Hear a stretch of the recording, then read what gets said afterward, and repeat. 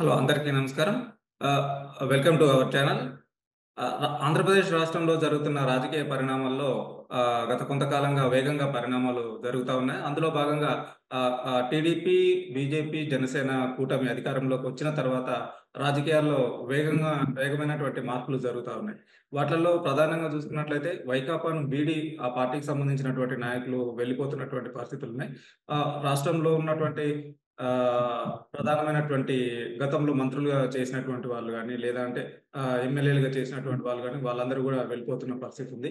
ఇప్పుడు రీసెంట్‌గా చూసుకున్నట్లయితే వైజాగ్ మున్సిపల్ కార్పొరేషన్‌కి సంబంధించినటువంటి కార్పొరేటర్లు గూడా ఆ పార్టీని వీడి కూటమి వైపు వెళ్తున్నటువంటి పరిస్థితి మనకు కనిపిస్తుంది. నిన్న జరిగినటువంటి సమావేశంలో గూడా ఆహ్, వై వైసీపీకి సంబంధించినటువంటి కార్పొరేటర్లు అటువంటి నిర్ణయం తీసుకున్నట్టుగా తెలిసింది.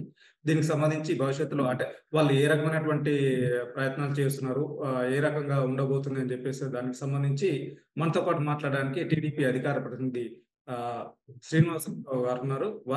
వారితో మాట్లాడి మిగిలిన సమాచారాన్ని తెలుసుకుందాం. నమస్కారం శ్రీనివాస్ గారు. నమస్తే మునీంద్ర గారు. సార్ ఇప్పుడు రాష్ట్రంలో జరుగుతున్న పరిస్థితులను గనక పరిశీలించినట్లయితే వైసీపీకి కేవలం 11 ఎమ్మెల్యే స్థానాలే వచ్చినాయి. వాటిలల్లో ఉంటే మన పరిస్థితి ఏ రకంగా ఉంటుందని చెప్పేసనని చాలామంది ఆందోళన చెందుతున్నారు. అందులో భాగంగా ప్రధానంగా అయితే ఇంకా కింది స్థాయిలో ఉన్నటువంటి కార్పొరేటర్లు ఇంకా ఇదిగా ఉన్నారు. ఈ టైంలో జీవీఎంసీ గ్రేటర్ మున్సిపల్ వైజాగ్‌కి సంబంధించినటువంటి వాళ్ళు గూడా కార్పొరేటర్లు ఏదో పార్టీ మారాలనే ఆలోచనలో ఉన్నట్టు అనిపిస్తుంది. ఏంటి ఇది ఎందుకోసం వాళ్ళు మారుతున్నారు? ఏ రకంగా ఉండబోతుంది? మొదట ఉల్ టీవీ ప్రేక్షకులకి మునీంద్ర గారు మీకు నా తరపున తెలుగుదేశం పార్టీ మొదటి నమస్కారం. జగన్మోహన్ రెడ్డి పరిపాలన వైనాట్ 175 అని రాష్ట్రంలో సిద్ధమా అని చెప్పిన జగన్మోహన్ రెడ్డి గారు ఈరోజు మా జగన్ మామయ్య ఏమీ పీకలేరని చెప్తే నెత్తి మీద 11 ఎన్నికలు పెట్టి నిలని బీకేశారు. ఆ తర్వాత పార్టీని, పార్టీ నాయకుల్ని, కార్యకర్తల్ని, ఎమ్మెల్యేలని, ఎంపీలని, మాజీ మంత్రుల్ని కాపాడుకోవాలంటే తలప్రాణం తొక్కొస్తుంది మా జగన్మోహన్‌కి. కొంచెం తాడేపల్లి గెస్ట్ హౌస్‌లో కూర్చొని పబ్‌జీ ఆడతాడు. దిక్కుతెల్ల. మళ్ళీ పరిగెత్తుకుంటా బెంగుళూరుకెళ్తాడు.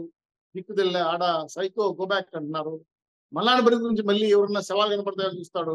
వెంటనే ఈ మధ్య ఒక శవం కనపడింది. ఆ శవ వాసనతో మా జగన్ నగోరా బాబా ఆగమేఘాల మీద పల్లానికెళ్ళిపోయాడు. సో, ఈ పరిణామాలు గమనించిన వైఎస్ఆర్‌సీపీలో ఉన్న ఎమ్మెల్యేలు, కార్యకర్తలు ఒక దిగ్భ్రాంతికి గురవుతున్నారు. ఏమైంది మా జగన్ మామయ్య? ఈ నగరానికి ఏమైంది? మా వైసీపీకి ఏమైందని ప్రశ్నలు మొదలు. ఎందుకు ఈ మాట వచ్చిందంటే, ఓడిపోయిన ఎమ్మెల్యేలు, మంత్రులు, ఎంపీలు, కష్టపడిన కార్యకర్తలు. మా జగన్ మామయ్యని కలవాలని ప్రయత్నం చేశారు. ప్రజా దర్బార్ అని ఒక కార్యక్రమం పెట్టాడు. తెల్లారికొద్దికి షో స్టార్ట్ అవుద్దనుకున్నారు. టికెట్లు అక్కడ క్లోజ్ చేసి. ఏంటి ఇది మళ్ళా మొదలుకొచ్చేసిందే? సినిమా స్టార్ట్ అవుతుందనుకున్నా వదిలేసినవే అని మళ్ళీ భయపడిపోయాడు. మళ్ళీ ఫోన్ చేశారు జగన్మోహన్ గారు, మా పరిస్థితి ఇట్లా ఉంది, ఓడిపోయినాం, అప్పుల పాలైపోయినాం, మిమ్మల్ని నమ్ముకొని పుట్టి మునిగిపోయినాం అని చెప్పి కలిసి మన బాధలంతా కక్కదాం అని చెప్పి ప్రయత్నం చేస్తే, నేను అర్జెంట్‌గా బెంగుళూరు వెళ్తున్నాను. బెంగుళూరు ప్యాలెస్‌లో నాకు మీటింగ్ వచ్చింది వెళ్ళిపోయాను. చివరికి కార్యకర్తలు, నాయకులు, ఎమ్మెల్యేలు మొత్తం తేల్చిందేమంటే, జగన్మోహన్ రెడ్డి గారు చిప్పు దొబ్బిందనేది అర్థమవుతుంది. ఎందుకు ఈ మాట అలా వచ్చిందంటే, పల్నాడులో స్క్రిప్ట్ చేతిలో పట్టుకొని మాట్లాడుతున్నాడు. ఒక జర్నలిస్ట్ క్వెషన్ వేసాడు. ఉండవా నాకు ఫ్లో మిస్ అయిపోతా ఉంది. నాకు నువ్వు గవాన్ అడిగితే క్వశ్చన్ అని. అంటే స్క్రిప్ట్ లేకుండా చదవలేని దౌర్భాగ్యమైన పరిస్థితులకి జగన్మోహన్ రెడ్డి వెళ్ళిపోయాడా? ఇంతవరకు జరిగిందంతా రికార్డేనా? ఇంతవరకు చెప్పిన విషయాలను కూడా ఈ స్క్రిప్ట్‌లేనా? ఇంతవరకు జరిగిందంతా కూడా అంతా కూడా ఎవరో రాసిస్తే ఈయన చిలక పలుకులు పలికాడా అని అనుమానం వచ్చింది. టోటల్‌గా వైసీపీ కార్యకర్తలకు ఒక గందరగోళం అయిపోయింది. అసలు జగన్మోహన్ రెడ్డి గారు లెజిస్లేటివ్ పార్టీ సభ్యుడిగా నాయకుడిగా ఎన్నుకున్నారా? ఆ లెటర్ స్పీకర్‌కి ఇచ్చారా? నిజంగా వైఎస్ఆర్‌సీపీ నాయకుడు ఎమ్మెల్యేనా? పులివెందులకు మాత్రం ఎమ్మెల్యేనా? మా పరిస్థితి ఏంది? మా పార్టీలో మిమ్మల్ని నమ్ముకుంటే ఏం కావాలి? ఈయన బీజేపీలో కలిసిపోతాడా? ఇంకో తొందరలో కన్వర్షన్స్ పడతాయి, జైలుకెళ్తాడా? పార్టీ అడిపోయేది ఎవరు? తల్లి, చెల్లి, చిన్నాన్న, పెదనాన్న, బంధువులకు దూరం వెళ్ళిపోయారు. నమ్ముకున్న వైవి సుబ్బారెడ్డి, విజయసాయిరెడ్డి, పెద్దిరెడ్డి, అలాగే సజ్జల రామకృష్ణారెడ్డి ఇలాంటి వాళ్ళంతా రెడ్లంతా హేమాహేమీల రెడ్లంతా దూరం వెళ్ళిపోయారే. జగన్ ఒంటరిగాడైపోయాడే. అసలు మా పరిస్థితి ఏంది పార్టీలో అని చెప్పి ఎంతెంతో ప్రయత్నం చేశారు మునీంద్ర గారు పార్టీలో ఆయన కలవాలి. కానీ ఇంటర్ దొరకలా. ఏం చేయాలి? చివరికి వైఎస్ఆర్‌సీపీ నాయకులు విశాఖపట్నంలో ఒక సంఘటన. గత ప్రభుత్వంలో వాళ్ళు ఉండేటప్పుడు ల్యాండు శాండు మైను వైన్తో పాటు విశాఖలో పుష్పల్ల భూములు కావచ్చు, సైనిక్ భూములు కావచ్చు, స్టీల్ ప్లాంట్ అనుబంధ సంస్థలు కావచ్చు, విశాఖలో ఐటీ వింగ్ల సంస్థలు అన్ని ధ్వంసం చేశారు. చివరికి ఎర్రమట్ట దిబ్బలతో సహా ధ్వంసం చేశారు. కార్పొరేటర్ గెలిచారు కదా అక్కడ. కొంతమంది నాయకులు జగన్మోహన్ చూసి ఆయన ఒడ్డు పొడుగు అందం చూసి ఆ పార్టీలో జాయిన్ అయ్యి టికెట్ తీసుకొని గెలిచారు. ఎట్టయినా సరే మనం కూడా ఈ జగన్మోహన్ అంత కాకపోయినా, ఆయన అంత గొప్ప ప్యాలెస్ కట్టకపోయినా కనీసం చిన్న ప్యాలెస్ కట్టుకుందాం. వీళ్ళకి ఎవరికి విలువలే. వీళ్ళ వద్దని మీటింగ్ వెళ్ళవరు. విశాఖ కార్పొరేట్ మీటింగ్ లో కూర్చుంటే విజయసాయి రెడ్డి ఉపన్యాసం చెప్తాడు కూర్చొని, పలానా చేయమని చెప్తాడు, సంతకాలు పెట్టేస్తారు, వెళ్ళిపోవాలి. వీళ్ళు కేవలం ఉత్సవ విగ్రహాలుగా మారిపోయారు. విశాఖ అనే పెద్ద నగరానికి ఆంధ్ర రాష్ట్రంలో అంత విలువైన కలిగిన ప్లేసు, ప్లస్ రాష్ట్ర వ్యాప్తంగా దేశవ్యాప్తంగా కూడా ఒక గుర్తింపు కలిగిన టూరిజం సిటీ. ఆల్రెడీ హైదరాబాద్ తర్వాత అంత గొప్ప అభివృద్ధి అయిన విశాఖపట్నం. అందులో కార్పొరేటర్ అంటే ఎంతో కొంత విలువ ఉందిలేని కాళ్ళ దగ్గర వచ్చి అనుకున్నాడు. చివరికి అటెండర్ కూడా పరిగణ కూర్చాడు. అందరూ కూర్చొని బాధపడి, ఏందయ్యా మాకు ఈ కర్మ, మేము లక్షలు పోసి ఖర్చు పెట్టి ఎలక్షన్లో గెలిచాము, కార్పొరేట్లు అయ్యాము, మీరు సంతకం పెట్టడానికి తప్ప ఎందుకు పనికి రావటం లేదు, మా ఊర్లో మా గ్రామంలో మా వార్డులో కూడా పని చేసుకోలేకపోతున్నాం, కనీసం రోడ్డు వేసుకోలేకపోతున్నాం, ఏదైనా మీటింగ్ పెడితే ప్రోటోకాల్ ఉండదు, గౌరవం లేదు, ఉన్నావో పోయాం అడగరు, ఏదో మీటింగ్ లో కూర్చుంటారు, వాళ్ళు చెప్పింది వినేసి ఒక బిస్కెట్ ఒకటి వేసుకోవాలి. ఏంటి మా బతుకులు? ప్రజా పరిపాలనలో ప్రజలు ఎన్నుకోబడిన కార్పొరేట్లకి మాకు ఇంతే నా విలువ ఉండదని ప్రశ్నించారు. ప్రశ్నించే వాళ్ళని పక్కతో వేశారు. ఇప్పుడు గతంలో మా కోడిగుడ్డు శాఖ మంత్రి గుడివాడ అమర్నాథ్ గారు వచ్చారు ఫీల్డ్కి. అబ్బాబ్బాబ్బా వెళ్ళొద్దండి, నేను వస్తాను, నేను మనందరి విలువ కాపాడుతాను, ఎక్కడికి పోవద్దండి అని ఒక కొత్తగా ఈ మధ్య కొత్త దేవుడు వచ్చాడు మాకు విశాఖపట్నం. అంతకుమంది దోచుకుని పక్క వెళ్ళిపోయింది. ఇంకా విజయసాయి రెడ్డి రాడు, వైవి సుబ్బారెడ్డి రాడు, వాళ్ళు ఏమైనా కాల్స్ తీసేసుకున్నారు, తిన్నారు, మింగేశారు, హ్యాపీగా జల్ద వేసుకుని వెళ్ళిపోయారు. ఇప్పుడు వైవి సుబ్బారెడ్డి భుజాన వేసుకునే పరిస్థితి లేదు. అమర్నాథ్ వచ్చేసారు. ఎవరు వింటారు? ఎవరైనట్లా 58 కార్పొరేట్లు ఫోన్లు చేస్తే ఫోన్ కూడా ఎత్తట్లా. చివరికి 25 మంది సపరేట్ కుమ్మడి చేరారు. 10 మంది ఆల్రెడీ టీడీపీలోకి వచ్చేసారు. ఎందుకంటే ప్రజాస్వామ్యతంగా తెలుగుదేశం పార్టీ ప్రజాప్రతినిధులకి ఫస్ట్ గౌరవం, ఆ పార్టీ గౌరవిస్తుందని చెప్పి మాతో మందనాలు చేస్తారు. చివరికి విశాఖ పూర్తిగా కార్పొరేషన్ పూర్తిగా తెలుగుదేశం పార్టీ వైపు వచ్చే పరిస్థితి ఏర్పడా ఉందని, ఎట్లయినా ఆపాలని మా గుడివాడ హనుమంతనాథ్ గారు కోడిగుడి మీద ఇకలు పెడుతున్నారు. ఎవరు వినట్లా, ఏం చేయాలి? చివరికి జగన్మామయ్య ఫోన్ చేశాడు. జగన్మామయ్య, ఇది మా పరిస్థితి, రాష్ట్రం అంతా కూడా ఇలా ఇలా ఇలా ఇలా ఇలా ఇలా ఇలా వెళ్ళిపోతున్నారు, ఎలా ఎలా ఎలా ఎలా ఎలా చేయాలని చెప్పి అడిగి, ఏం చేయొద్దు, ఉంటే ఉన్నారు, పోతే పోయినారు, 5 ఏళ్ళు కళ్ళు మూసుకో, మళ్ళీ వచ్చేది మనమే ఆయన స్టేట్మెంట్ ఇచ్చినారు. ఈయన కూడా చెప్పి తప్పింది గుడ్డ హనుమంతరావు. ఏందా నా బతికింది ఇట్లా అయిపోయింది, వాళ్ళకేదో పొడవు ఇచ్చాను, మీరు ఆమంటే 5 ఏళ్ళు కళ్ళు మూసుకోమంటావు, కళ్ళు మూసి ఎదురుపోతే పార్టీ ఆడు ఉంటుంది అని చెప్పి ఈయన కూడా చివరికి తెల్లారి కొద్దికి మదన పడి అయ్యే పని కదా చెప్పి డిసైడ్ చేసుకొని ఆయన ప్రయత్నాలు చేసి విరమించుకొని ఇప్పుడు విశాఖ కార్పొరేషన్ మొత్తం కూడా తెలుగుదేశం పార్టీ వైపు వచ్చేదానికి మంత్రాలు జరుగుతున్నాయి, వచ్చేయబోతారు. తొందరలో జగన్మోహన్ రెడ్డి దగ్గర ఉన్న 11 మంది ఎమ్మెల్యేలు కూడా ఆయన ఉండట్లేదు, వేరే పార్టీలో మంత్రాలు చేస్తున్నారు, వాళ్ళు వెళ్ళిపోతారు. అసలు ప్రతిపక్ష హోదా కాదు కదా, ప్రతిపక్ష నాయకుడు కూడా జగన్మోహన్ పనికిరాడు. ఆ పార్టీ ఇంకో 6 నెలల్లో క్లోజ్ అయిపోతుంది, జగన్మోహన్ జైలుకి వెళ్తాడు, ఆ పార్టీ నమ్ముకున్న వాళ్ళందరూ బజార్లో పడతారు. తెలివి కలిగిన వాళ్ళు ఇప్పుడే పక్క పార్టీలో వేరే పార్టీలు తిరిగి ఏదో ఖర్చు పెట్టుకుని ఏదో పదవి సంపాదించుకుందామని ఒక ఆతురతో ముందుకు వెళ్తున్నారు. టోటల్ గా విశాఖపట్నంలో జైకత్తం మోగిన ఒకప్పుడు వైసీపీ నాయకులకి జెండా మోసే కార్యకర్త కూడా ఉండడం లేదు. పూర్తిగా విశాఖ వాష్ అయిపోతా ఉంది. విశాఖ రాజధాని చెప్పారు, విశాఖ అద్భుతం నగరం చేస్తామన్నారు, విల్లాస్ కట్టారు, దొంగతనంగా దోపిడీలు చేశారు, ఫార్మా కంపెనీలు పెడతామన్నారు, ఐటీ కంపెనీలు అన్ని అబద్ధాలు, పచ్చి అబద్ధాలు. విశాఖ పేరు చెప్పి వేల కోట్ల రూపాయలు దోచుకొని భయంకరంగా లబ్ధి చేసుకొని వాళ్ళు చక్కబెట్టుకొని అక్కడి నుంచి పారిపోయారు. ఇది వైసీపీ కడప రాజకీయం చేసింది విశాఖపట్నంలో. ఇది తెలుసుకున్న విశాఖ ప్రజలు బుద్ధి చెప్పారు, ఓడగొట్టారు. చివరికి ఒడివాడాలంటే అమర్నాథ్ రెడ్డి కానీ, ఈయన సజ్జల రామకృష్ణ మంత్రాలు కానీ, విజయసాయి రెడ్డి మంత్రాలు కానీ పనిచేయడం లేదు. కాబట్టి టోటల్ గా విశాఖపట్నంలో మళ్ళీ తెలుగుదేశం పార్టీ జెండా రెపరెపల ఎగిరింది. కాబట్టి ఈ కార్పొరేషన్ లో మనకు అభివృద్ధి రాదు, ఈ కార్పొరేట్ మన విలువలు ఉండదు. కాబట్టి పార్టీ మారదామని అభిప్రాయానికి వచ్చారు, మారే పరిస్థితి ఏర్పడతారు. కాబట్టి దీన్ని జగన్మోహన్ రెడ్డి గారు వచ్చారు, తపస్సు చేసినా వాళ్ళు ఆగే పరిస్థితి లేదు. అధికారంలో ఉండేప్పుడు వాళ్ళు కనీసం పూచిక పొలంత విలువ కూడా ఇవ్వలేదు. ఇప్పుడు వచ్చి వీళ్ళు గొప్పలు చెప్తే నమ్మే పరిస్థితి. జగన్మామయ్య మీద నమ్మకాలు పోయాయి. హలో జగన్ బాయ్ బాయ్ అని చెప్పి వెళ్ళిపోతున్నారు. ఇది విశాఖపట్నం సిచ్యువేషన్. ఇందులో ఏ అనుమానం అక్కర్లేదు. విశాఖ తొందరలో వైఎస్ఆర్సీపీ పార్టీ షట్టర్ క్లోజ్ చేస్తా ఉంది.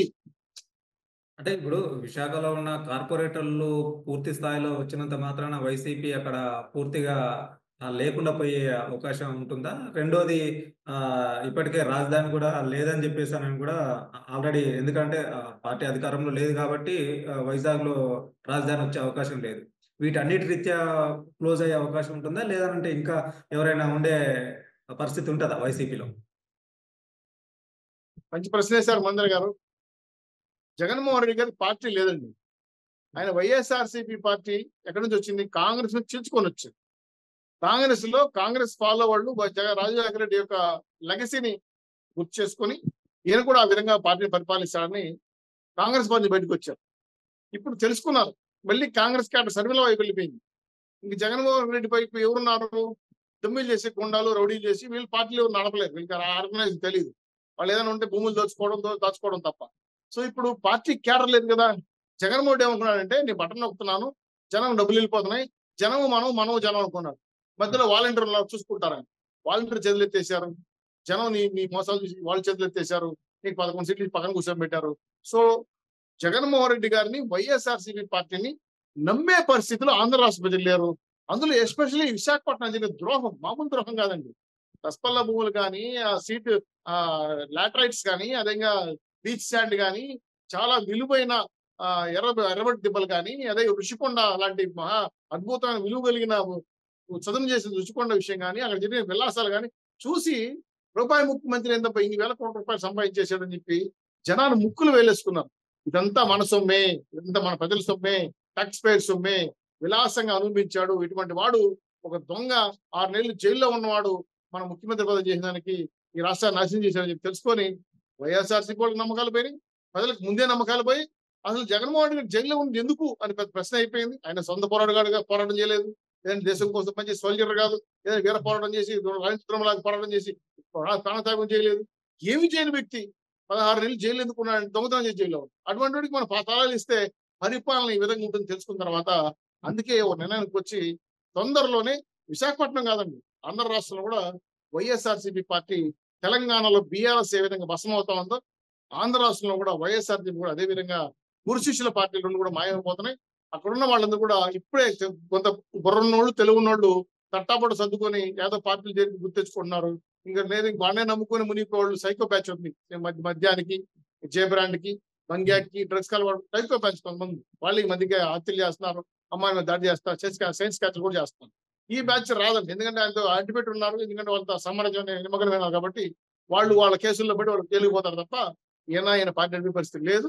ఇంకోటి ఏంటంటే జగన్మోహన్ రెడ్డి గారు రాజకీయ నాయకుడు కాదండి, ఆయన వ్యాపారవేత్త, మానవైన వ్యాపారవేత్త. వచ్చాడు, వ్యాపారం చేసుకున్నాడు, దోచుకున్నాడు, వెళ్ళిపోతుంది. సో రాజకీయాలు తెలియదండి ఆయనకి. అది లేకపోతే ఆ సొంత పార్టీ కార్యకర్తలు కొట్టుకొని చచ్చిపోతే ఆడికి వెళ్ళి అమ్మ కూడా వచ్చిందా, మీ నాయన కూడా వచ్చిందా, మీ అమ్మకు గుడ్డి ఇచ్చినారా, ఈ మాట్లాడతారు ఎవరన్నా. అయ్యా బాబు కష్టంలో ఉన్నావు, 10,000 పెట్టుకో, సాయం చేస్తున్నా పెట్టుకో, సాయం చేసుకుని అండగా ఉంటా అని చెప్పలేసి 10 పైసలు వాళ్ళకి ఇవ్వకుండా తీయని మాటలు చెప్పేసి తెని పుస్తకత్తులాగా వచ్చే ఈయన రాజకీయ నాయకుడు అంటారు. అసలు రాజకీయాలు పనికిరాని వ్యక్తి ఈ ప్రపంచంలో, భారతదేశంలోనే ఈ ప్రపంచంలో రాజకీయానికి పనికిరాని ఏకైక వ్యక్తి జగన్మోహన్ రెడ్డి గారు. ఇది అందులో అక్కర్లేదు. సరే ఇప్పుడు అంటే ఏపీలో జరుగుతున్న రాజకీయ పరిణామాల్లో ఇంకో ఆసక్తికరమైనటువంటి అంశం గూడా బయటకొస్తుంది. ఒకటి, మొన్నటి వరకు ఎన్నికల ముందు సమయంలో గూడా ఇది బయట బాగా ప్రచారం జరిగిన అంశమే.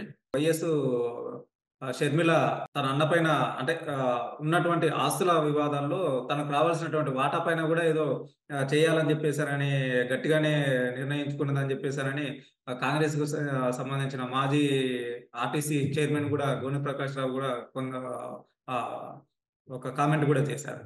అంటే వాళ్ళ వాటాకు సంబంధించినటువంటి డబ్బులను షర్మిల గారికి ఇవ్వమని జెప్పేసి అనడం. ఇట్లాంటి వీటన్నిటి రీత్యా అసలు వాస్తవంగా వాళ్ళిద్దరి మధ్యలో ఉన్నటువంటి ఆహ్, ఆస్తి తగాదాలున్నాయా? వాటికి సంబంధించి బయటకొచ్చే అవకాశం ఉంటుందా? లేదనంటే బయట ప్రచారం కావడం వరకే అంటారా?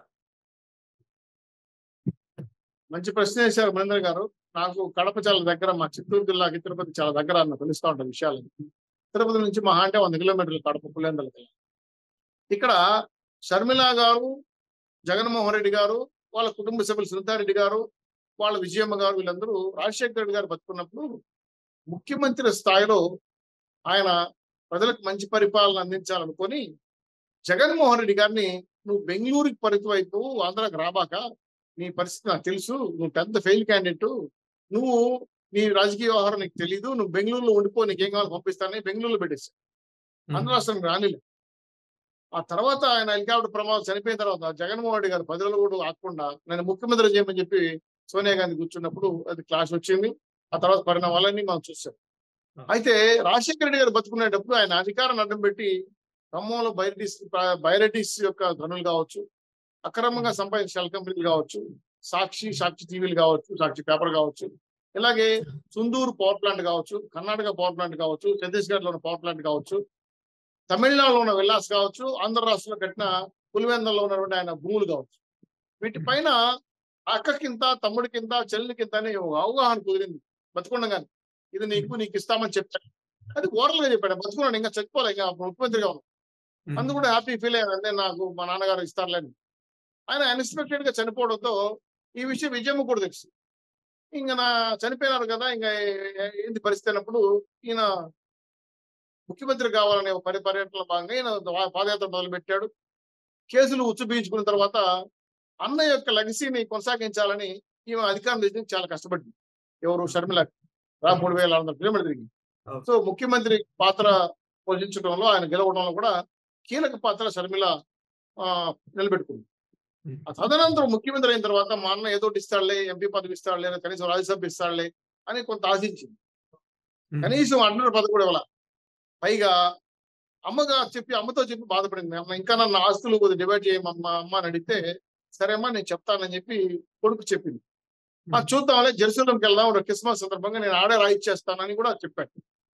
వాళ్ళ అమ్మ, ఈమె, జగన్మోహన్ రెడ్డి గారు, ఆయన ఫ్యామిలీ, కూతుర్లు, మనవాళ్ళు అంతా కలిసి జెరూసలంకి వెళ్ళినప్పుడు చెన్నై నుంచి వీళ్ళ బంధువులు ఉన్న అనిల్ కుమార్ రెడ్డి వాళ్ళ బంధువులు కూడా ఉన్నారు. వాళ్ళు కూడా వెళ్ళారు చెన్నై. అక్కడ ఇదే మరి కూర్చొని భోజన టైంలో మాట్లాడుకుంటా, నీకు సాక్షి ఇస్తాను, నువ్వు టీవీ పెట్టుకో, నీ సుందూరు పవర్ ప్లాంట్ ఇస్తాను, భారత సిమెంట్లు ఇంత షేర్ ఉందని ఒక వైట్ పేపర్లు ఇద్దరు రాసుకున్నారు కామన్ గా, ఇది నీకు ఇది నాకు అని. సరే ఇస్తాడులే, ఇంత బాగా చెప్తున్నాడు కదా అని చెప్పి జెరూసలంలో మాట్లాడుకున్న తర్వాత అమ్మ కూడా సరేమ్మా తీసుకోను అని చెప్పి ఒక ఇంటర్నల్ అండర్స్టాండింగ్ వచ్చారు. ఓకే. ఆ తదనంతరం మళ్ళీ ఇటుకు వస్తే ఆంధ్రాకి వచ్చే లోపల జగన్మోహన్ రెడ్డి గారు అపరిచితుడు కదా, వెంటనే మారిపోయి నేను ఇచ్చే ప్రసక్తే లేదని మళ్ళా బంధువుల దగ్గర డిస్కస్ వస్తే చూద్దాంలే, మాడదామని దాటేసి, ఇది కాదు అని షర్మిలని నేర్కెళ్ళింది. అన్న నాకు ఆడబిడ్డ ఆస్తి నాకు ఇస్తే బాగుంటుంది కదా, నాకు పిల్లలు ఉన్నారు, నా కొడుకు కూతురు పెళ్లికి ఎదుగుతున్నారు, నా బాధ్యత నాకు ఉంటుంది కదా అని చెప్తే కోపంలో తోసి మెడకు బట్టి గోడకేసి నెట్టిన సందన ఆమె చెప్పిన మాట తోసి నీకు ఇచ్చేది లేదు, ఏం చేసుకుంటావు చేసుకోబో అని వార్నింగ్ ఇచ్చి, అప్పుడు ఆవిడ ఇంకా వివేకానంద రెడ్డి గారి మాట తర్వాత కుటుంబ సభ్యులకి అభద్రతా భావం చేసింది. ఎన్నికల కోసం, గెలుపు కోసం ఏమైనా చేస్తాడు మా అన్న తెలిసిన తర్వాత, అరే ప్రాణాలు ఉంటే ఏడో చోట బఠాలు నమ్ముకొని బతుక్కోవచ్చు, ప్రాణాలే పోతే మనం ఏడు బతుకుతామని చెప్పి అమ్మ, చెల్లెలు అందరూ కూడా పక్క రాష్ట్రమైన తెలంగాణకి వెళ్ళిపోయిన విషయం మీకు కూడా తెలుసు. అక్కడ సొంతంగా పార్టీ పెట్టుకునింది. ఆ తదనంతరం మళ్ళీ కాంగ్రెస్ లో విలీనం అయిపోయింది. విలీనైన తర్వాత వాళ్ళు ఆంధ్ర రాష్ట్ర సారథ్యం బాధ్యతలు ఇచ్చారు. మళ్ళా ఆంధ్ర రాష్ట్రానికి రావడం, అన్న మీద మళ్ళీ యుద్ధం స్టార్ట్ చేయడం, చేసిన ద్రోహాలు చెప్పడం, ఆమెని వ్యక్తిగత హననం చేయడం మనం చూసాం. అలాగే సునీతారెడ్డి గారు ఏదైతే ఇప్పుడు చిన్నాన్న కొడుకు వివేకానంద కూతురు ఉందో, ఆవిడ కూడా ఈ పోరాటం తోడైంది. ఎందుకంటే వివేకానంద హత్య విషయంలో అయితే సాక్ష్యాధారాలు లేవు, ఆవిడ కూడా అన్ని ఫైట్ చేస్తా ఉంది. సో ఇద్దరు చెల్లెలు కూడా భారీగా ఫెరోషియస్ గా ఈరోజు రాష్ట్రంలో ఆయన వ్యతిరేకంగా పనిచేశారు. ప్రజలకు విషయం జరిగి అన్ని చెప్పారు. కాబట్టి జగన్మోహన్ రెడ్డి గారు ఇంత పాపాత్ముడా, కుటుంబ సభ్యుల్ని అధికారం కోసం పనిచేస్తారా, ఈయనకి ఆదాయం తప్ప, డబ్బు తప్ప ఇంకేం పట్టవా, మానవ సంబంధాలు విలువ తెలీదా, తల్లి చెల్లికి ఉన్నటువంటి గౌరవం ఇవ్వడా అని జనం ఆలోచించారు. అమ్మో ఇంత దుర్మార్గుడా. సో షర్మిల చేసిన వ్యాఖ్యలో నిజాయితీ ఉంది. ఆవిడ అడిగేదానికి హక్కు ఉంది. ఆడబిడ్డకి భారతదేశంలో ఎంత ఆస్తి హక్కు ఉందో తీరాల్సిందే. ఈ విషయం మీద కాంప్రమైజ్ కాదు. అవసరమైతే కోర్టుకి వెళ్తాను, సుప్రీంకోర్టుకి వెళ్తాను లాగుతా ఉంది. గతంలో చాలా విషయాలపైన బాగా పరిష్కారం విషయపైన సున్నితంగా బంధువులని ప్రయత్నం చేస్తే ఇస్తానని చెప్పి తప్పించుకున్నాడు. చివరికి నా భార్య భారతీయ చేతిలో ఉన్నాయన్నీ కూడా నేను ఆవిడతో మాట్లాడి చేస్తానని చెప్పి కూడా మళ్ళీ దాటేసుకున్నాడు. ఇవన్నీ చూసిన తర్వాత ఇంకా లాభం లేదు, మా అన్న ఇవ్వడు, నాకు మా నాన్నగారు ఆస్తి నాకు వారసత్వం ఉంది కాబట్టి నేను కోర్టుకి వెళ్తాను, అవసరమైతే యుద్ధానికి సిద్ధమవుతానని చెప్పి ఇద్దరు చెల్లెళ్ళు సహాయపడి ఆమె సాయం కూడా తీసుకొని, ఎందుకంటే ఆవి కూడా కలిసి పెరిగారు.